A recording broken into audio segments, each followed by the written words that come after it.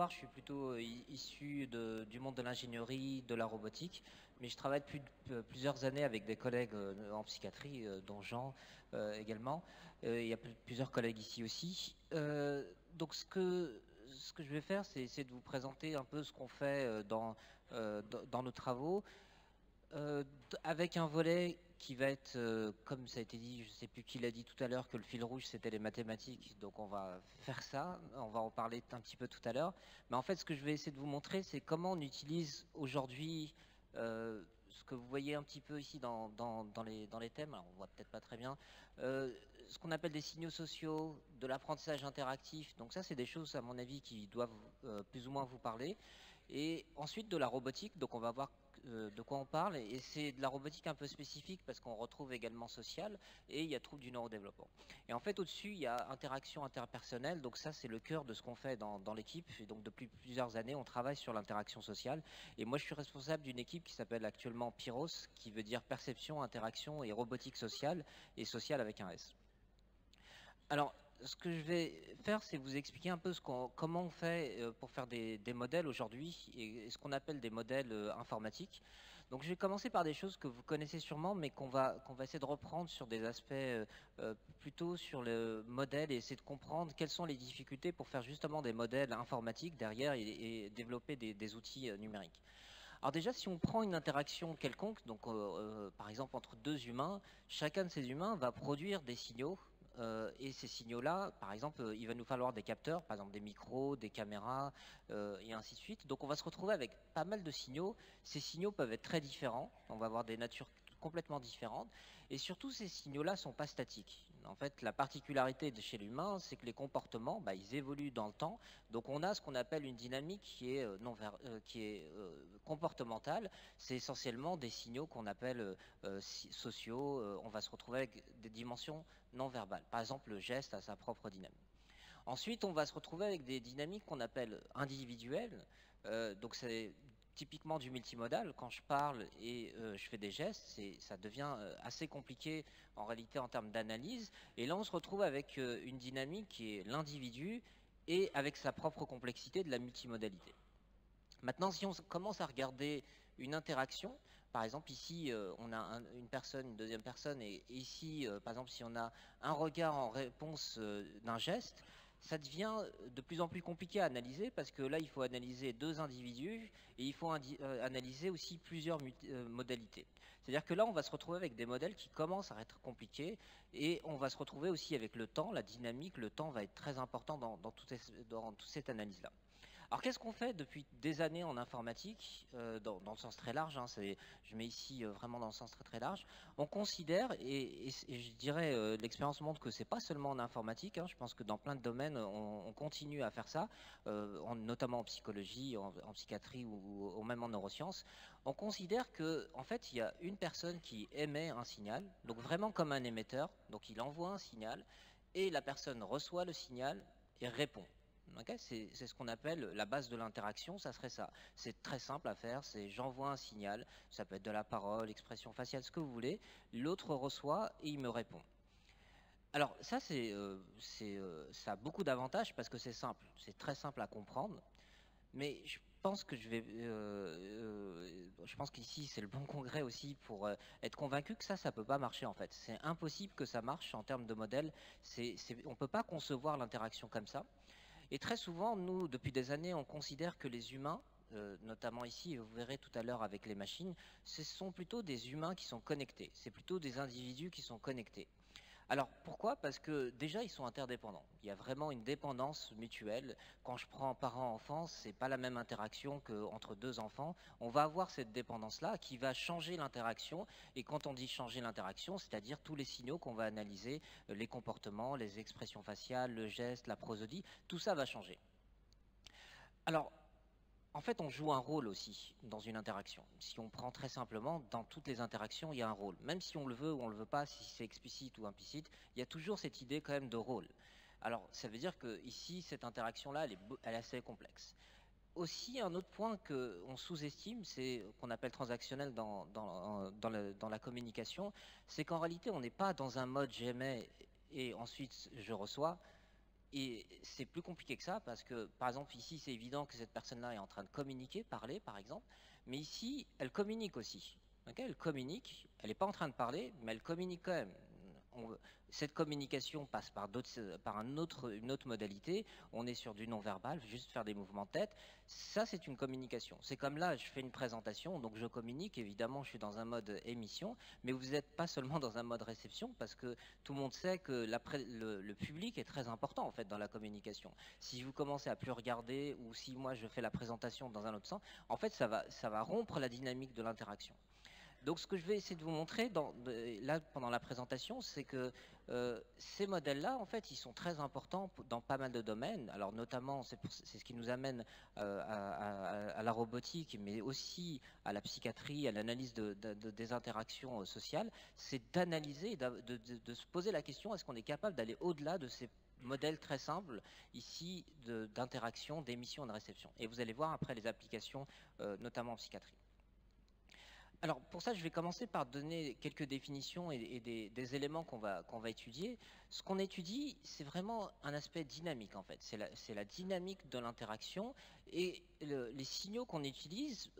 Pour l'instant, ce que je vais vous montrer là, c'est du comportement. Donc c'est vraiment des aspects comportement, de la posture, du geste. Ça a été évoqué tout à l'heure.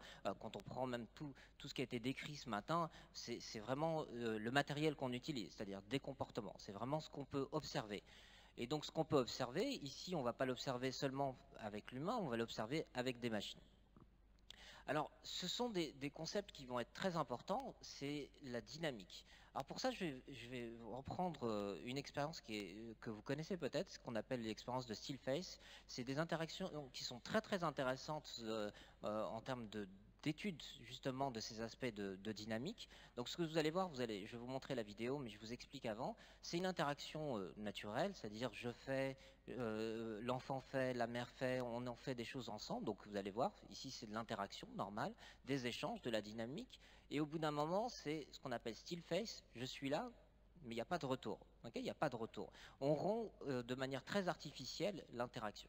Et vous voyez que l'enfant, il cherche à réengager l'interaction. Donc il y a cette idée de réengager. C'est très stressant. C'est vraiment très stressant. Et après, non, la vidéo s'arrête là, mais bien évidemment, l'idée, c'est de réengager. Et vous voyez, quand on commence à étudier ces concepts-là dans ces expériences-là, on s'intéresse à la dynamique, on rompt artificiellement, et ensuite, on va réengager. Donc ce genre de phénomène, en fait, on l'étudie énormément en psychologie développementale. C'est des choses qui sont très intéressantes, mais si vous regardez, et c'est ce qui nous amène souvent à la robotique, si vous prenez une machine, tout à l'heure j'ai vu plusieurs still face, c'est-à-dire une machine, on ne sait pas ce qu'elle fait, c'est un still face en fait. C'est-à-dire vous avez une machine qui ne vous répond pas, c'est exactement le même phénomène, hein, c'est exactement la même chose, et ça s'étudie exactement de la même manière, on peut faire exactement les mêmes modèles. Alors, ce qu'on montre ici, ce sont des comportements humains, mais en réalité, l'interaction, c'est beaucoup plus complexe que ça. C'est-à-dire, si on prend des humains, là je prends deux exemples, mais on pourrait prendre d'autres exemples. Je les prends parce qu'on va revenir dessus tout à l'heure. Moi, j'aime bien un travail qui a été fait justement, tout à l'heure, ça a été évoqué par Jacqueline Nadel dans son équipe et avec Guillaume Dumas. C'est un travail très intéressant où ils ont fait des expériences extrêmement simples de mouvements, donc des mouvements de main. Et quand on se synchronise sur les mouvements de main, on montre qu'on synchronise aussi sur les activités cérébrales. Okay, donc ça veut dire ce qu'on voit, ce qu'on est en train de voir dans une interaction, c'est finalement que ce qu'on est capable de voir avec des capteurs ou avec nos propres yeux, c'est-à-dire le comportement, mais en réalité, il y a d'autres phénomènes qui apparaissent. Un autre travail que j'aime beaucoup et on va revenir dessus tout à l'heure, c'est les hormones. Donc c'est avec Ruth Feldman en Israël qui ont fait une expérience très très intéressante. Donc dans une interaction qui est très similaire à ici, mais ce sont des pères et des enfants, avec deux situations, une situation avec de l'ocytocine et une autre situation avec placebo. Donc l'ocytocine, c'est normal qu'on sécrète normalement, mais qu'on peut aussi prendre aussi de manière artificielle. Et on lui prête plein de vertus, hein, je n'ai pas le temps de rentrer là-dedans, mais plein de vertus autour de la qualité de l'interaction sociale. Et notamment des relations sociales. Et ce qu'on montre, c'est que quand on est dans une situation d'ocytocine, je ne vais pas rentrer dans les détails ici, mais on améliore la qualité de l'interaction. C'est-à-dire, il y a plus de toucher, il y a plus de réciprocité, de social gaze, c'est-à-dire du regard social, et de la manipulation d'objets. Donc on se retrouve avec une façon de manipuler l'interaction sociale. Donc tout ça pour dire que ce qu'on retrouve ici, c'est des aspects de l'interaction qu'on voit et d'autres qu'on ne voit pas. Et donc ce qu'on est en train d'étudier, c'est finalement qu'une partie du problème. Alors, l'autre élément, c'est tout à l'heure j'ai parlé de connexion. En fait, dans cette connexion-là, c'est une connexion, comme on vient de le voir, qui est plus que comportementale. Et ça, il y a plein de domaines qui le montrent, hein. Je vais en citer deux, parce qu'ils sont liés à ce que je viens de dire. Le premier, c'est Two Body Neuroscience. Alors, peut-être que vous avez entendu parler de Social Neuroscience, donc neurosciences sociales. Et là, l'idée, c'est plutôt, dans les neurosciences sociales, c'est qu'on présente un stimuli qui est social, par exemple une image avec une expression faciale, et on analyse l'activité cérébrale. Dans le Two Body Neuroscience, c'est vraiment cette idée de deux corps. On va analyser les deux personnes en même temps dans une activité, notamment ici qui est dite sociale, c'est-à-dire ici de l'interaction avec de l'imitation.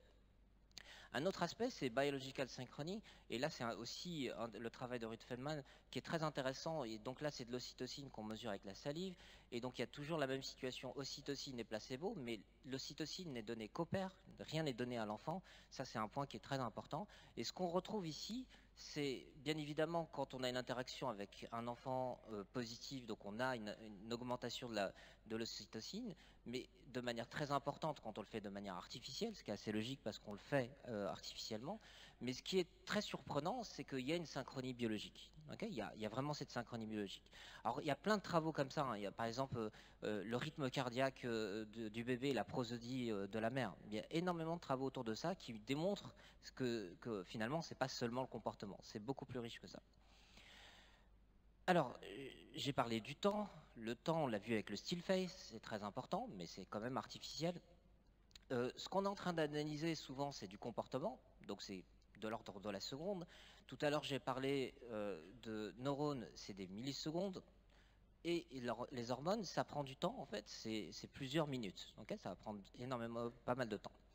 Au passage, je pense que cette expérience-là, vous avez sûrement vécu, en fait, sans faire de l'ocytocine. Mais prenez une situation où quelqu'un est stressé. En fait, quelqu'un qui est stressé, c'est du cortisol. Il va stresser, en fait, il y a une contagion. Il y a une contagion qui se fait comportementale. Et si on mesure le cortisol chez les autres participants, en fait, il a également augmenté. Donc ça existe. Enfin, on se retrouve dans pas mal de phénomènes qui sont de la biologie. Donc tout ça, ça veut dire qu'une interaction sociale, en fait, c'est énormément de dynamiques, c'est des dynamiques individuelles, interpersonnelles et sur finalement plusieurs échelles, neuronales, comportementales, hormonales. Il y en a d'autres bien évidemment, mais c'est celles qui sont essentielles ici. Alors, je vais vous parler de comment on fait en fait en robotique. Je vais essayer de vous montrer un peu comment, de quoi on parle. En fait, là, ce qu'il faut voir, ce qu'il faut comprendre, c'est que ce qu'on va faire en robotique et dans ce qu'on appelle maintenant du traitement du signal social, donc c'est vraiment la combinaison de traitement du signal, donc des choses très informatiques, et signal social, donc des choses qui sortent vraiment de la psychologie. Vous voyez que c'est robotique sociale, on utilise aussi le terme pas mal de robotique sociale, on utilise affective computing qui pourrait être l'informatique affective. Donc ce sont des termes qui essaient de relier vraiment ces aspects traitement automatique et du comportement humain. Alors qu'est-ce qu'on fait? On manipule des signaux sociaux, donc posture, des interactions sociales, les gens essaient de faire des agents virtuels, des robots, mais en fait ils cherchent tous à travailler sur l'intelligence sociale. Alors, vous avez sûrement tous entendu parler d'intelligence artificielle, donc c'est plutôt de la résolution de problèmes. Là, l'intelligence sociale, en fait, nous pose d'autres problèmes qui ne sont pas de la résolution de problèmes en soi, c'est-à-dire de dire, oui, on va faire un jeu où on va battre l'humain sur un jeu bien spécifique où les critères sont bien définis. Là, on travaille sur des comportements non verbaux qu'il va falloir finalement essayer de relier à des émotions, à des rôles, ou faire l'inverse, parce que si je veux faire un agent virtuel qui a, je sais pas, une émotion, il faut que je fasse l'inverse. Donc là, on ne se retrouve pas avec des critères qui sont objectifs. Ça, c'est la grande difficulté. Mais c'est aussi l'intérêt de ces méthodes-là, c'est qu'on se retrouve avec travailler sur l'intelligence sociale. Alors comment on fait? Très souvent, on va collecter des données. Typiquement enregistrer des données, des séances, par exemple en psychiatrie, en orthophonie, on va enregistrer des vidéos. Donc on va se retrouver avec pas mal de signaux qui sont multimodaux. Et ici, on va avoir des algorithmes qui vont apprendre de ça, c'est-à-dire qu'ils vont prendre ces signaux-là, ils vont essayer d'apprendre à partir de ces signaux-là. Mais prenons une situation très simple de stress. Imaginons que je veuille faire un détecteur automatique de stress et que ça soit une situation où je m'intéresse à cet individu-là, je veux voir s'il est stressé. Bah, je vais collecter énormément de comportements, par exemple le mouvement, par exemple la parole, les expressions faciales. Mais pour apprendre, un algorithme, il a besoin des signaux, donc ça c'est facile. Mais maintenant, qui lui dit que ce signal-là c'est du stress et que ce signal-là n'est pas du stress? Parce que c'est le problème des algorithmes, c'est d'avoir des exemples, de dire ça c'est du stress, ça c'est pas du stress. Et encore là, je le fais de manière catégorique, bien évidemment, c'est pas comme ça, ce sont des niveaux. Alors là, j'ai mis 3 façons de faire. Je pourrais demander à la personne, c'est plus efficace, faire du self-assessment, de lui demander à la personne de dire, bon, si tu étais stressé à cette situation-là ou pas, et donc regarder ensemble les vidéos. Donc ça va me donner un résultat d'un algorithme. Je vais avoir éventuellement des gens qui vont regarder ces vidéos-là, donc de l'observation, okay, des externes. Sur l'observation, aujourd'hui, avec les méthodes informatiques aujourd'hui, d'habitude on fait ça avec 1, 2, 3, 4, 5 personnes.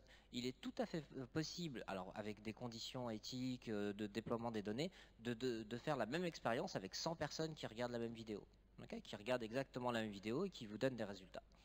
Je peux aussi faire du physiologique, c'est-à-dire me dire, bah, en fait c'est compliqué parce que si je demande, ça va me donner un biais. Si j'ai des observateurs extérieurs, ça va me donner un autre biais. Donc je pourrais aussi faire des signaux physiologiques, notamment par exemple les hormones. Et donc à chaque fois, je vais me retrouver avec des algorithmes qui sont différents. Et donc tout à l'heure, ça a été évoqué, les aspects méthodologiques. Je pense qu'il est très important de comprendre comment sont développés les algorithmes aujourd'hui, pour bien comprendre que derrière, ce qu'on est en train de faire, c'est finalement, on ne devrait pas demander seulement est-ce que l'algorithme il fait 80%, 100%, 90%. On devrait demander sur quelles données déjà, quelle situation? Parce que vous avez entraîné, vous avez donné des exemples de stress, mais ça veut rien dire. Un stress, c'était quel stress, quelle situation? C'était dyadique, pas dyadique, c'était juste l'individu, c'était des mathématiques, c'était autre. Donc il n'y a pas de détecteur général de stress générique. Autre chose, c'est qui a décidé que c'était du stress ou pas du stress. Ça, c'est un point qui est important. Okay, donc normalement, on devrait, même j'allais dire d'un point de vue méthodologique, informer en disant j'obtiens tant sur tant de données et comment j'ai fait ça. Alors une fois qu'on a dit ça, qu'est-ce qu'on fait? On va voir comment étudier ces phénomènes-là en prenant assez rapidement des définitions. On a besoin de définitions dans ce qu'on fait, la plupart du temps, dans tous les domaines on a besoin. Et dans nos domaines en ingénierie, on a vraiment besoin de définitions assez précises pour pouvoir développer des modèles. Donc je vais vous parler de ça et je vais vous parler un peu après quelques exemples. En fait, dans notre équipe, nous, on a la chance depuis des années, on travaille de manière interdisciplinaire, donc on a des médecins dans notre équipe, on baigne vraiment à la fois dans un laboratoire de robotique et dans un service de psychiatrie de l'enfant et de l'adolescent à la Pitié-Salpêtrière. Et ça, c'est vraiment une vraie richesse. Donc on a travaillé depuis des années sur ce sont des exemples, mais à chaque fois se poser la question d'un phénomène et se la poser de manière interdisciplinaire. Donc ça, on le fait systématiquement. Donc par exemple, pour les aspects de dynamique et de synchronie dont je vais vous parler, en fait on a commencé, et quand on regarde de quoi on parle, quand on prend une interaction sociale en disant il y a un individu, il y a un deuxième individu, ils interagissent et ils échangent des signaux, en fait vous trouvez énormément de définitions, c'est-à-dire ça peut être de l'imitation, ça peut être l'effet caméléon, c'est énormément d'éléments autour de la coordination. Alors, moi, une que j'aime bien, c'est celle de Bernieri. Bernieri est psychologue, donc c'est vraiment issu de la psychologie. Et je ne vais pas vous le refaire en anglais, mais ici, pourquoi j'aime bien ça? On va essayer de le reprendre. La première, ça commence par degré. Degré, c'est un point qui est vraiment très important d'un point de vue informatique. Ça veut dire que ce n'est pas une catégorie, c'est pas blanc ou noir, c'est pas oui ou non, c'est pas 0 ou 1. Okay, donc une interaction sociale, moi je me souviens les premières années quand on a commencé à travailler avec les collègues à la Pitié-Salpêtrière, on était là en train de se dire bon, on va essayer de détecter la qualité d'une interaction, de voir s'il y a une bonne synchronie ou pas une bonne synchronie. Et là les collègues nous disaient mais vous voyez que là il n'y a pas une bonne synchronie. Là, vous voyez qu'il y a une bonne synchronie. Bon, très bien. Mais quand est-ce que ça commence à pas être bien? Quand est-ce que ça commence à être bien? Ça, c'est très très dur. Or, les modèles informatiques, ils ont besoin de ça. Ils ont besoin de savoir quand est-ce que ça commence, quand est-ce que ça finit. Et je pense que c'est pas ça qu'il faut faire, justement, parce que c'est très très dur de savoir quand est-ce que ça commence, quand est-ce que ça finit. Et degré, c'est vraiment ça, c'est un degré. Okay, c'est pas binaire. Ensuite, ce sont des comportements en interaction. Alors, moi, j'aime bien non-random patterns, donc c'est pas aléatoire et ça a une forme. Ça, moi, quand je lis ça, je me dis, il a vraiment fait pour des informaticiens. C'est-à-dire que c'est pas aléatoire. Une interaction, c'est pas aléatoire. C'est pas complètement déstructuré. Et il y a des formes. Et du coup, si on a quelque chose qui n'est pas aléatoire et des formes, on va pouvoir l'extraire automatiquement de l'interaction, comme on le fait aussi à la main. C'est-à-dire quand on annote, quand les psychologues regardent des vidéos, en fait, ils voient des formes. Ils voient des formes non aléatoires et des formes qu'on va pouvoir extraire. Donc nous, on va essayer de le faire automatiquement. Et ils sont synchronisés dans le temps et la forme. Donc je pense que je vous ai déjà convaincu pour le temps, c'est très important. Le temps est très important dans cette analyse-là et on va voir la forme après. Alors je vais commencer par un premier travail qu'on a fait il y a quelques années, qui portait sur les films familiaux, on avait eu la chance de travailler avec une équipe à Pise qui avait collecté énormément de films familiaux. Alors je vous explique rapidement la méthodologie. C'est que des films familiaux que vous connaissez sûrement peut-être, c'est après le diagnostic, donc ça dépend, ça a été évoqué tout à l'heure, de 2 ans, 3 ans, 4 ans. Et ce qu'ont fait les collègues en Italie, c'est qu'ils ont récupéré les vidéos. Ils ont demandé aux gens, est-ce que vous avez filmé vos enfants? Et donc on récupère des vidéos complètement naturelles. Alors à l'époque, c'était plutôt du VHS. Maintenant, vous savez, on a tous des smartphones, donc on a énormément de données en fait, énormément de données, beaucoup plus qu'il y a quelques années, sur des données de films familiaux. Et ce qu'ils ont fait, c'est qu'ils ont pu annoter. Donc tout est annoté. Ici, tout est annoté et on avait la chance de récupérer énormément d'annotations des comportements. Donc je ne vais pas rentrer dans les détails des comportements, mais vous voyez que la nature de ces comportements-là. Alors, ce qu'on a cherché à faire, c'est se dire, est-ce qu'on peut les analyser automatiquement, essayer d'extraire de l'information? Donc, ce que faisaient les collègues en Italie, c'était plutôt d'analyser des comportements de manière individuelle. C'est-à-dire, même si on le fait d'un point de vue développemental, on s'intéresse à l'enfant et de savoir quel est le développement de l'enfant. Est-ce qu'il va regarder plus? Est-ce qu'il va parler plus? Et ainsi de suite. Ici, ce qu'on va essayer de faire, c'est de faire de l'interaction. Et donc, par exemple, on va créer ici ce qu'on appelle un métasignal, c'est-à-dire qu'on va prendre les deux en même temps. On va se poser la question de se dire qu'est-ce qui se passe quand le parent vocalise, quand il y a une vocalisation et que l'enfant fait un sourire ou l'inverse, c'est-à-dire quand on fait des choses ensemble, okay, des actions conjointes. Donc ce qu'on va analyser, c'est vraiment le niveau de l'interaction. Alors, j'ai dit tout à l'heure qu'on allait faire aussi des matrices et on va voir un petit peu comment ça fonctionne. Vous allez voir, c'est pas très compliqué ce qu'on va faire. On va essayer de voir comment on analyse ces données-là. Alors, ce sont des matrices qu'on appelle non négatives d'un point de vue mathématique. Ça veut juste dire, c'est extrêmement simple, ça veut juste dire qu'un comportement, quand je prends une vidéo, soit il existe, soit il n'existe pas en fait. Okay, si je m'amuse à regarder les comportements, soit ils existent, soit ils n'existent pas. Donc je ne peux pas en avoir de négatif, d'où le non négatif. Alors qu'est-ce qu'on va faire? On a les deux partenaires. Donc ici, on a plusieurs vidéos. Et pour chaque partenaire, ici, on va créer des couples. Donc vocalisation, sourire, geste, sourire. Donc tous les signaux qu'on va pouvoir détecter dans l'interaction. Donc on en a énormément. Et pour chaque vidéo, on va juste compter. Donc par exemple, pour le premier, vous avez 5 fois vocalisation smile. Ça veut dire que pour la première vidéo, l'enfant et le parent ont fait 5 fois vocalisation et smile. 0 fois dans le deuxième et ainsi de suite.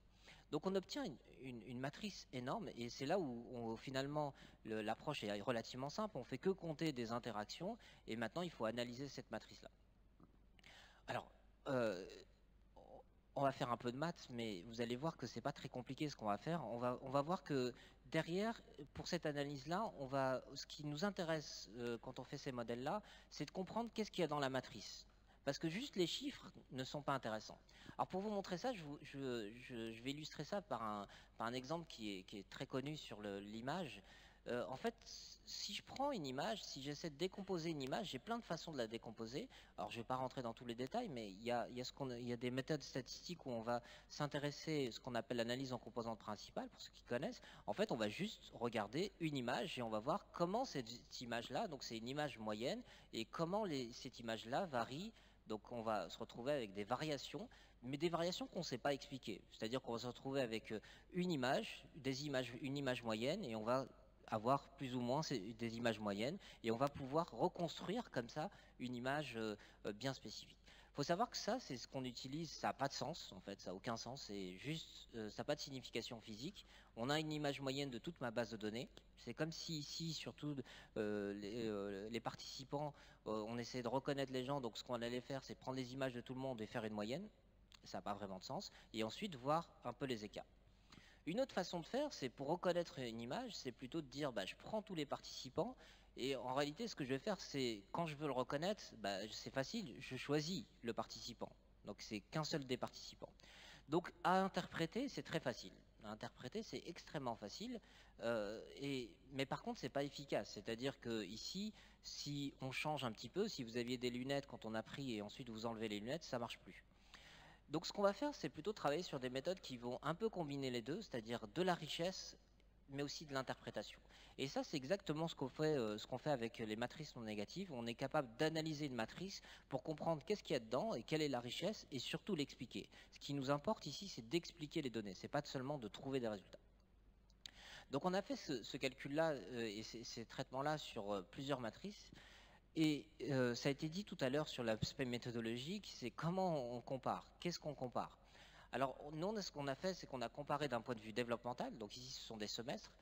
Vous voyez, ces 6 mois, aujourd'hui on peut faire mieux, c'est-à-dire que la précision qu'on avait c'était 6 mois, parce que c'était essentiellement du VHS. Maintenant on peut faire des précisions vraiment pratiquement au jour près, on pourrait tout à fait faire ça.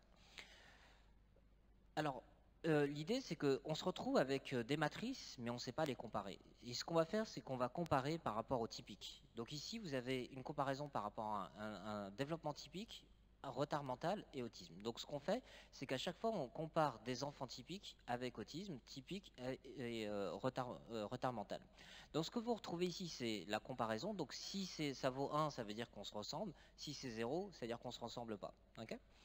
Donc au début, premier semestre, de toute façon, que ce soit des enfants autistes ou des enfants avec retard mental, ne ressemblent pas à des enfants typiques. Okay. Le retard mental, c'est plutôt stable. On ne ressemble pas à des enfants typiques, mais au niveau des semestres, c'est plutôt stable.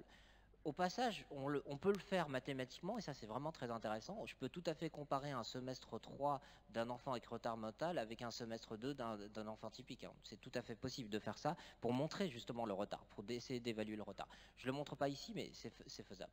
Mais par contre, ce qu'on montre ici, c'est quelque chose que sûrement vous connaissez, c'est qu'en réalité, le développement d'un enfant avec autisme, c'est pas qu'il est en retard, c'est-à-dire que c'est plus ou moins stable et c'est différent, c'est qu'il est complètement différent. Okay, il est déviant. Okay, il est vraiment déviant. On va dans une autre direction.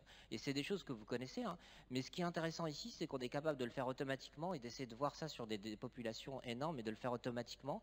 Et on va pas revenir là-dessus, j'aurai pas le temps de le faire là, mais on peut tout à fait revenir sur les données et essayer de comprendre quels sont les signaux qui ont changé en fait, quels sont les signaux qui ont vraiment changé. Donc ça, on pourra en discuter si vous voulez après. Mais ça, c'est ce qu'on appelle maintenant du reality mining. Je pense que data mining, peut-être que ça vous parle, c'est typiquement Google. Quand vous cherchez vos données, quelque chose sur Google, un moteur de recherche, là vous êtes capable de faire du reality mining, c'est-à-dire de rechercher des signaux dans des vraies données, okay, dans des vraies interactions. Ça, c'est l'idée. Alors, pour arriver à la robotique, je vais vous parler un peu d'une expérience qu'on a fait il y a quelques années. Donc c'est une interaction entre thérapeute et enfant, et ce sont des tâches de coordination. Donc ici, ils ont chacun deux puzzles. En fait, c'est un clown et une grenouille, et l'idée, c'est de construire ensemble. Okay, c'est de construire ensemble. Alors ça, c'est des tâches qui sont vraiment très intéressantes sur plusieurs points de vue, mais ce qui est très intéressant, c'est qu'ici, en fait, ce qu'on cherche, c'est que c'est pas l'autonomie de l'enfant, parce qu'il pourrait le faire tout seul, c'est plutôt l'interaction. Okay, c'est vraiment l'interaction. Alors on s'est intéressé, je vous passe les détails, mais à prédire ce qu'on appelle l'âge développemental de l'enfant. Donc on s'était dit, est-ce qu'on peut automatiquement regarder ces vidéos-là, les analyser et prédire l'âge développemental? Donc attention, on s'intéresse à l'enfant. Donc je vous passe les détails, vous voyez à l'époque il y avait des bracelets, donc on a extrait pas mal de paramètres. Donc on extrait les paramètres de l'enfant, et donc c'est la même chose ici, c'est 100, c'est que ça marche bien, 0 ça marche pas. Et en fait quand on l'a fait, ça marchait pas. On s'est dit mais c'est quand même fou, c'est-à-dire on est capable d'analyser des comportements, mais quand on prédit l'âge développemental, on n'y arrive pas. Alors avec l'informatique, et c'est là où les modèles sont intéressants, c'est là où je veux en venir, c'est qu'on est tout à fait capable de faire le contraire, c'est-à-dire de s'intéresser à l'enfant, mais de regarder le thérapeute. De regarder le thérapeute. Quand je dis regarder, ça veut dire les mouvements, ça veut dire les relances, les temps de parole, les feedbacks, tout ça. C'est vraiment tous les mouvements. Et vous voyez que là, ça marche. Cette fois-ci, ça marche. Alors au début, on s'est dit, est-ce qu'il y a une erreur, est-ce qu'il n'y a pas d'erreur, d'où ça vient? Mais en fait, quand on réfléchit et qu'on discute, et ça, c'est ça qui nous intéresse nous aussi, j'allais dire d'un point de vue informatique, robotique, de discuter avec les cliniciens, en fait, c'est pas du tout illogique. Vous avez vraiment cet aspect interpersonnel. Les cliniciens ici, leur rôle, c'est vraiment quel est leur rôle? C'est pas de faire, c'est vraiment d'être le miroir finalement. Donc, si un enfant a des difficultés, il y aura des relances. Si l'enfant n'a pas de difficultés, vous allez avoir un comportement différent. Donc ça c'est ce qui explique ce genre de choses. Pour la petite histoire, j'ai des collègues en Suisse qui ont fait la même chose, mais dans des entretiens d'embauche, donc ça n'a rien à voir en termes d'application, mais l'idée est la même. Ils ont fait des entretiens d'embauche, des vrais entretiens d'embauche, ils ont voulu savoir si on peut prédire automatiquement si quelqu'un va être recruté ou pas. Ils trouvent le même résultat, c'est-à-dire que ça ne sert à rien de regarder celui qui postule, mais regarder celui qui interviewe. L'intervieweur donne des informations beaucoup plus efficaces en fait. Alors c'est plus subtil, ça dépend des modalités, mais c'est la même idée en fait, c'est exactement la même idée. Alors autre chose, tout à l'heure je vous ai parlé de cette expérience-là pour faire vite sur l'expérience en disant, bon voilà, il y a ces synchronies sur l'ocytocine. Les collègues sont venus nous voir en nous disant, c'est bien beau, en fait on a démontré ça, mais qu'est-ce qui se passe au niveau comportemental? Est-ce que vous pouvez expliquer, est-ce que vous voyez quelque chose? Parce que nous à la main, je veux dire en annotant, on voit rien de spécifique. Est-ce qu'il est possible d'analyser automatiquement? Alors je vous passe tout ce qui n'a pas marché, hein, parce que c'est l'intérêt de l'informatique, c'est qu'on peut appliquer énormément de paramètres, mais tout ne marche pas et on a essayé d'analyser. Alors moi j'aime bien cette courbe-là parce que en fait elle est vraiment, moi je la trouve assez impressionnante dans le sens où ici c'est une courbe interactive, donc c'est c'est le parent pardon et l'enfant, donc c'est de l'interaction, mais ça c'est du comportement et ça c'est de la biologie, hein, c'est de l'hormone. Okay, et l'idée, c'est de dire, est-ce que, et c'est ce qu'on a retrouvé, c'est les paramètres qui ont bien marché, c'est l'accélération, c'est la proxémie en fait, c'est la distance. Donc vous voyez que c'est le maximum de l'accélération, aucune chance que vous le voyez à l'œil nu. Okay, c'est impossible de le voir à l'œil nu, mais on arrive à voir comme ça avec la machine qu'on l'accélération, le maximum de l'accélération, c'est-à-dire la proxémie, la distance, le mouvement, est relié à l'ocytocine. Alors il y a beaucoup de résultats, on pourrait discuter pourquoi ça. Faut voir que chez les animaux, c'est aussi la même chose en fait. Les animaux ont une vision qui est très très mauvaise, notamment les oiseaux, mais ils reconnaissent leurs parents grâce au mouvement, vraiment au mouvement. Ça a été dit aussi ce matin sur la motricité, le rôle de la motricité. Nous, on croit beaucoup au rôle de la motricité, même dans la relation sociale en fait. Et c'est ce qu'on voit ici en fait, c'est vraiment ce genre de résultat. Alors, pour vous montrer un peu ce que ça donne en vrai et comment ça fonctionne, une petite vidéo qui explique un peu comment ça fonctionne. Alors c'est vraiment, à l'époque on faisait ça avec des Kinect, des caméras plutôt dédiées au jeu. Donc vous voyez le genre de situation, donc c'est des situations d'interaction. Donc là on est capable de suivre par exemple les mouvements. Grâce au suivi des mouvements, on peut reconstruire les vues. Okay, on a une vue de dessus par exemple, on arrive à faire une vue de dessus.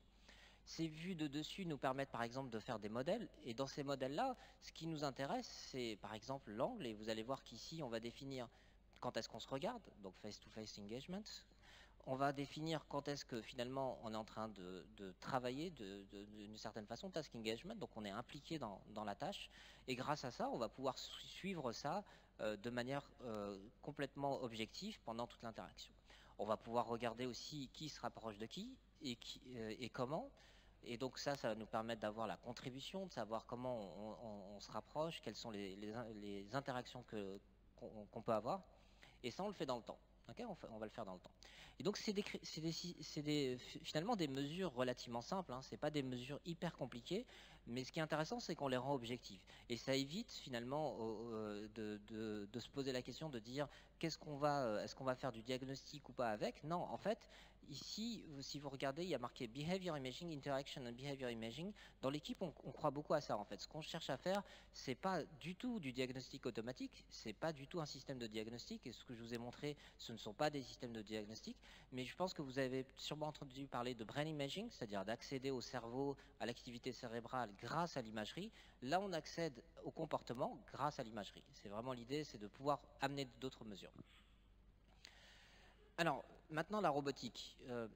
La robotique, très souvent, ça c'est une image en fait c'est une image d'un protocole qu'on a défini il y a quelques années, mais l'image vient de certains collègues qui ont fait l'image en fait. Nous on a défini le protocole et ils ont fait une belle image et comme leur image est bien, je la garde.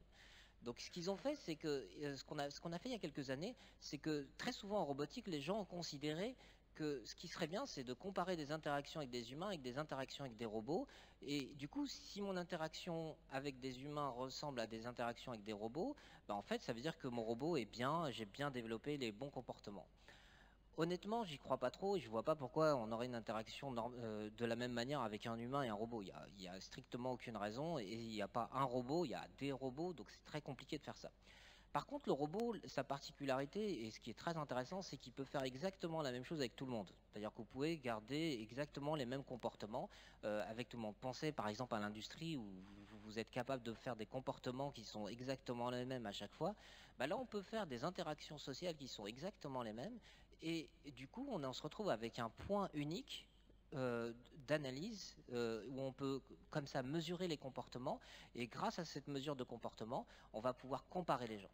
Et donc on va faire quelque chose que tout le monde fait en clinique, c'est-à-dire avoir des groupes qu'on va pouvoir comparer par l'interaction avec des groupes. Alors ça, on le fait maintenant dans pas mal de projets. Donc on a un gros projet sur l'éducation.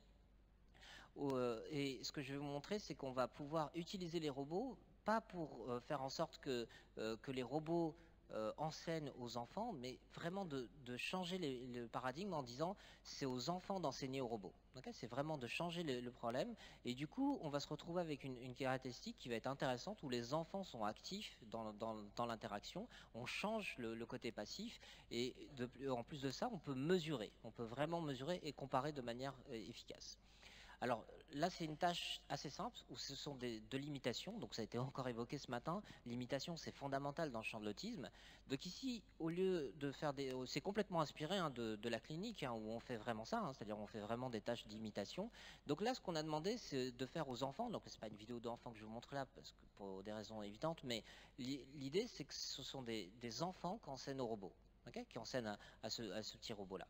Et donc là, vous avez un changement.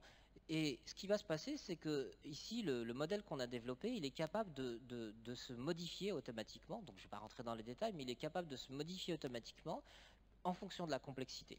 Donc, cette expérience-là, on l'a fait en rouge avec des adultes, en vert, ce sont des enfants typiques, et en bleu, des enfants avec autisme. Donc ici, c'est grosso modo la complexité du modèle. Donc ça, c'est le temps. Donc plus on augmente le temps, c'est-à-dire plus on a de participants, plus la complexité augmente. Mais on voit que la complexité ne dépend pas trop de la morphologie, donc adulte ou enfant typique. Mais par contre, le robot, ça veut dire que si je me place ici, pour le même nombre d'enfants, il a besoin d'une complexité plus importante avec des enfants avec troubles du développement. Alors qu'est-ce que ça veut dire? Ça veut dire que ici, pour le même nombre d'enfants qui enseignent au robot, le robot il a plus de mal avec des enfants autistes. Alors pourquoi il a plus de mal? Déjà parce que ici, quand vous faites cette interaction-là, pour que le robot apprenne bien, qu'est-ce qu'il faut faire? Pour faire être un bon enseignant, il ne faut pas modifier en fait les comportements. Il ne faut surtout pas modifier. C'est-à-dire que chaque fois que vous montrez quelque chose au robot, il faut être stable. Or, ce n'est pas du tout le cas des enfants avec justement dans le champ du trouble du développement, du neurodéveloppement. Vous allez retrouver de l'instabilité et on va se retrouver avec des mouvements qui vont changer pour plein de raisons, des troubles moteurs, même des problèmes de concentration ici et d'interaction. Et donc, ils ne vont pas être des bons enseignants. Et donc, grâce à ça, on arrive comme ça à comparer des enfants et en interaction. Alors, pour finir, cette expérience-là, on a essayé de l'étendre. Et je ne sais pas si vous connaissez les travaux de Melzoff sur l'imitation, notamment, qui explique qu'en fait, l'imitation, c'est pas juste une histoire de faire des mouvements et faire la même chose, c'est aussi utilisé pour la relation sociale. Et donc, il démontre que très très jeune, vraiment à la naissance, les bébés sont capables d'imiter, pas seulement pour comprendre leur propre corps et comprendre l'autre, mais aussi pour créer une relation sociale. Et donc son idée, c'est qu'on peut reconnaître les gens grâce à ça. Alors nous, on s'est dit, est-ce qu'on peut prouver ça? Est-ce qu'on est capable de prouver d'un point de vue informatique ça?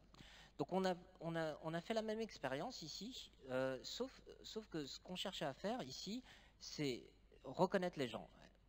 Et donc ça, c'est par le mouvement. Alors c'est quelque chose que sûrement vous connaissez. Si un de vos collègues est ou quelqu'un que vous connaissez qui marche dans le couloir, vous le reconnaissez en fait. Par le mouvement, on est capable de le reconnaître. Là, c'est typiquement la même chose. On va demander au robot d'apprendre des postures et grâce aux postures, il va reconnaître les gens. Donc il était déjà tout à l'heure capable de reconnaître les groupes.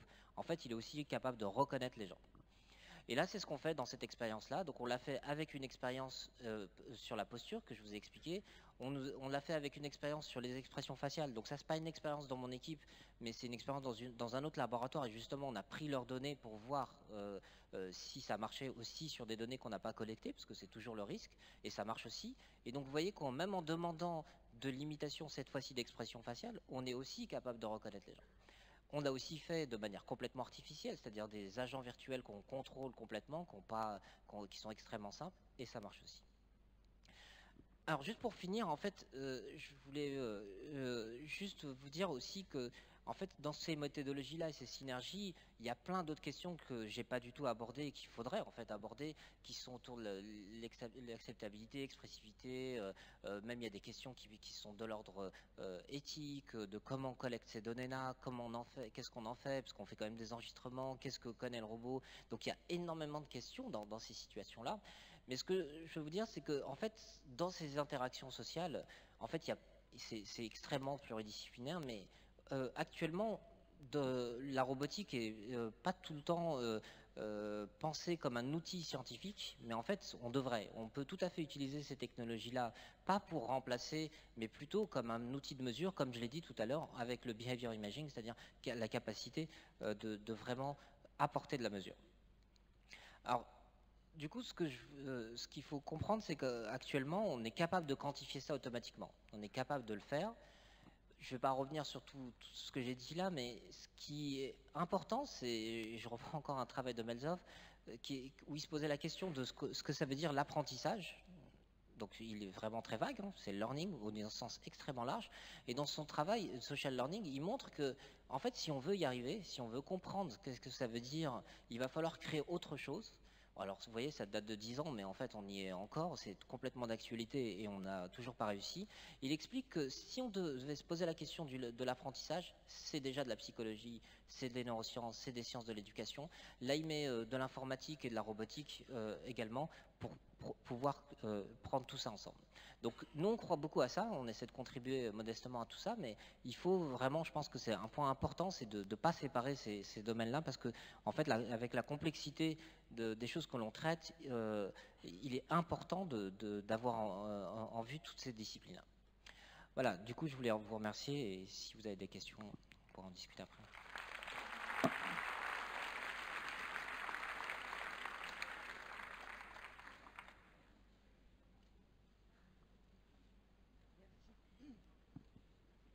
Merci, monsieur Chetouani.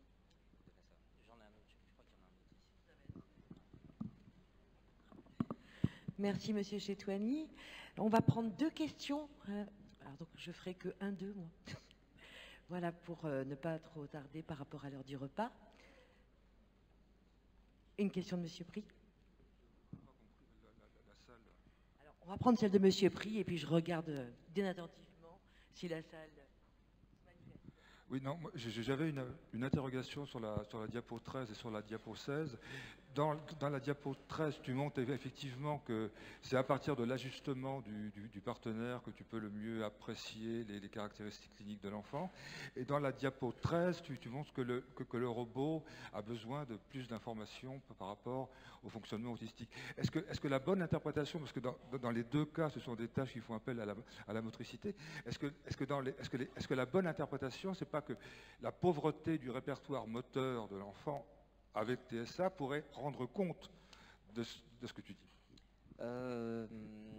Oui, non, parce que en fait, comme pour certains, oui, je dirais, mais pas pour tous, parce que il y en a, c'est pas un problème de pauvreté, parce que au moins ici, oui, peut-être, probablement dans cette tâche-là, parce qu'elle est complexe, mais dans la tâche d'imitation, on a fixé les gestes, c'est 5 postures, donc c'est pas, ils y arrivent en fait. Quand on a fait en même temps la même tâche avec des adultes, on a fait la même tâche en nanotant, et en fait ils y arrivent. Ce ne sont pas des enfants qui n'y arrivent pas. Donc c'est pas un problème de richesse, c'est plutôt un problème de stabilité en fait du mouvement dans ce cadre-là. Donc ici, probablement qu'il y a des questions autour de la richesse, mais dans l'autre cas, on a justement essayé de prédéfinir un peu le moyen de communication en le limitant, en disant bon bah voilà, on va vérifier que les enfants sont quand même capables de faire ces gestes-là, parce que c'est vrai que ça pourrait.